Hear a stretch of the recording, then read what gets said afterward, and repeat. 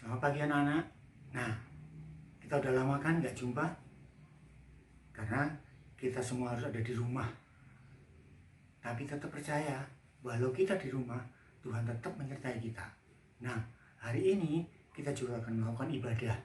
Walau kita melakukannya di rumah, tapi kita harus tetap semangat. Tetap meyakini bahwa Tuhan melihat apa yang semua kita lakukan. Ayo, sebelum kita mulai ibadah kita berdoa dulu. Terima kasih Tuhan Yesus.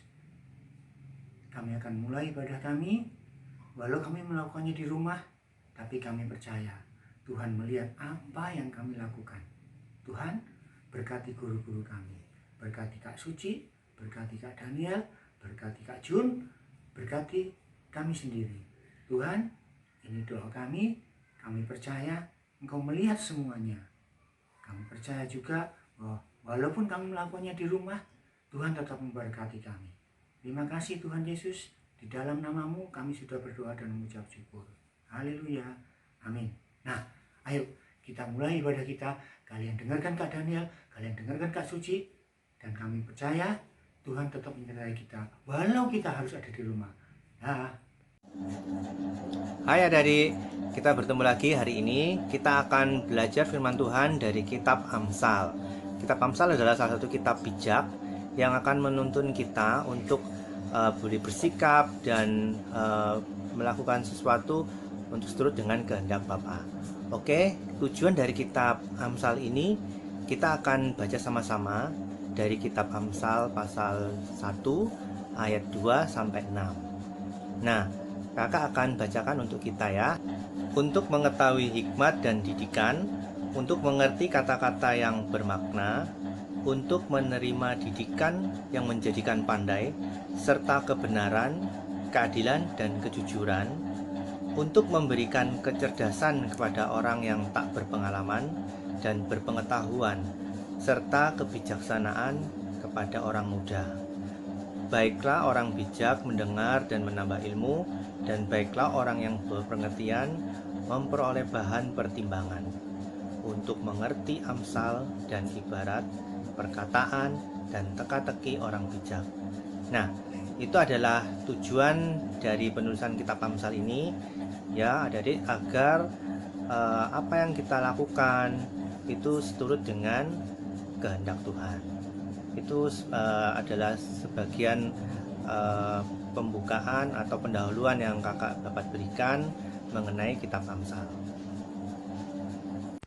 Kitab Amsal ini ditulis agar pembacanya mempunyai hikmat. Seperti apa ya orang yang mempunyai hikmat itu? Dua orang wanita ini sedang bertengkar. Mereka memperebutkan sesuatu. Akhirnya, mereka memutuskan untuk menghadap raja. Ini adalah raja yang terkenal karena bijaksana.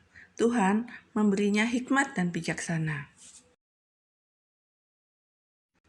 Lalu, datanglah menghadap kedua wanita itu. Mereka membawa sesuatu. Lihat apa yang mereka bawa. Ya, seorang bayi.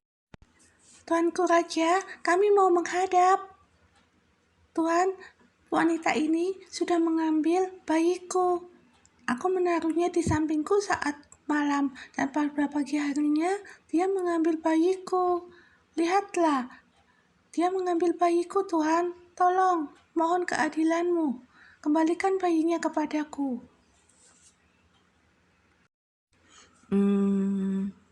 Itu tidak mungkin. Aku yang melahirkan bayi ini. Dia yang mengambil bayiku, Tuan. Bagaimana ya? Tolong, Tuan. Tolonglah saya. Dia yang mengambil bayi saya, Tuan Raja.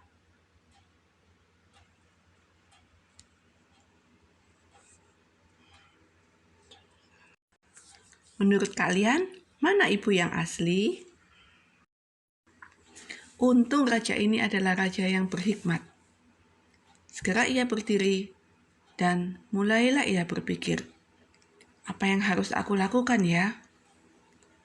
Oh, Tuhan, tolong saya. Berilah hikmat-Mu kepadaku, sehingga aku dapat memutuskannya. Oh, bagaimana dengan tes DNA? Wah, zaman segini masih belum ada tes DNA. Tes swab. Wah, itu kan untuk penyakit COVID. Bagaimana ya? Oh, iya, aku ada ide. Aku akan memanggil pengawalku. Pengawal, ya tuanku.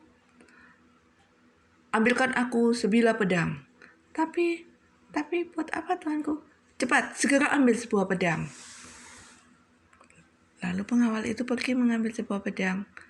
Nah, ini dia. Apa yang harus aku lakukan, tuan? Belah bayi itu menjadi 2, supaya mereka tidak berebut lagi. Lalu pengawal itu mengambil bayi itu dan hendak memenggalnya menjadi 2 bagian. Ya, betul. Penggalah jadi 2, sehingga masing-masing kami mendapatkan 1 bagian. Itu baru adil namanya. Betul, segera pengawal, belahlah jadi 2. Sehingga aku mendapat setengah dan ibu itu juga mendapat setengah. Itu namanya adil. Namun, segera ibu yang satunya berlutut. Tolong, jangan dibunuh bayi itu. Jangan dibunuh bayi itu. Itu adalah anakku. Biarlah dia memilikinya, asal bayi itu tidak mati. Tolong, jangan bunuh bayi itu. Sambil menangis, dia memohon kepada pengawal dan kepada raja untuk tidak membunuh bayi itu, untuk tidak membaginya menjadi 2. Pengawal, aku sudah tahu siapa pemilik bayi itu. Berikan bayi itu pada ibu yang berbaju hijau, karena dia adalah ibu kandung dari anak itu. Lalu bayi itu diberikan kepada ibu yang berbaju hijau. Dan tangkap wanita yang satu ini. Dia adalah penipu, pencuri dan pembohong. Tangkap dan penjarakanlah dia. Tapi raja, itu adalah anakku. Sungguh raja, itu adalah anakku. Jangan tangkap aku. Segera pengawal menangkapnya, membawanya dan memenjarakannya. Dan bayi ini diberikan kepada ibunya yang asli. Nah, adik-adik, kitab Amsal ditulis karena Tuhan ingin agar kita menjadi orang yang berhikmat. Jika kita berhikmat, maka kita dapat membedakan hal yang benar dan yang salah. Kita akan melakukan hal-hal yang benar dan tidak melakukan hal-hal yang salah. Kita dapat mengerti kehendak Tuhan dan melakukan kehendak Tuhan dalam hidup kita. Mari kita berdoa. Tuhan Yesus, terima kasih untuk firman-Mu hari ini. Tolong kami supaya kami boleh menjadi anak-anak-Mu yang berhikmat. Berilah hikmat-Mu pada kami ya Tuhan, sehingga kami boleh melakukan kehendak-Mu. Dalam nama Tuhan Yesus kami berdoa. Amin.